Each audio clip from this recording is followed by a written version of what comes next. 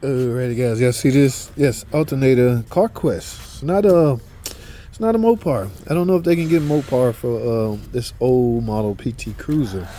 It's not a Derman though, so it's not a Derman. It's not a Mopar. It's a car quest. Now, here's the problem I'm running into: getting this mother sucker out. Now, here's the deal, guys. No matter how much you finagle, how much you try, yeah, I even had to take the alternator bracket off the way, but it don't matter. You still ain't getting through that. I don't care how you turn it. All right, here's what I don't want you guys to do. All my DIY guys, listen to me and listen to me real good. Whatever you do, whatsoever you do, it won't come out. Whatsoever you do, don't panic. All right, yeah, don't panic. All right, so it looks like I need to bring the engine forward. So when that happens, yeah, take one of these bolts off so the engine will go this way a little bit. All right, let's get it.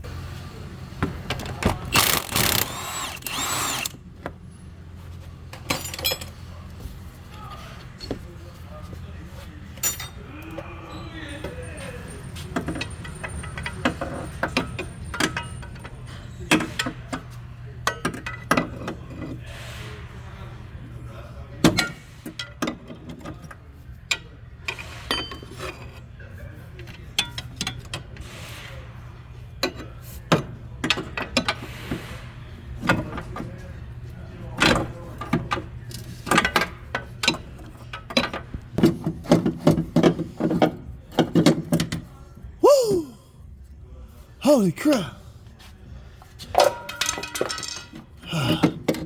Yes, whatever you do, don't panic. Oh my goodness, the reason this PT Cruiser is so tight, guys, is turbo equipped. Alright, yeah, the damn thing got a turbo on it. Oh my freaking goodness. Well, I got it out. Now, know some of y'all going, it failed, it's a Mopar, it failed. Freaking 08 PT. This is original old alternator. Oh my goodness. Yes. Yeah. Now here's what you should be concerned with. I don't know. Car Quest. We'll see. A year from now, this guy only won't be working on his car, so I guess a year from now we'll know if this alternator held up. Right? And trust me, he will have this car a year from now.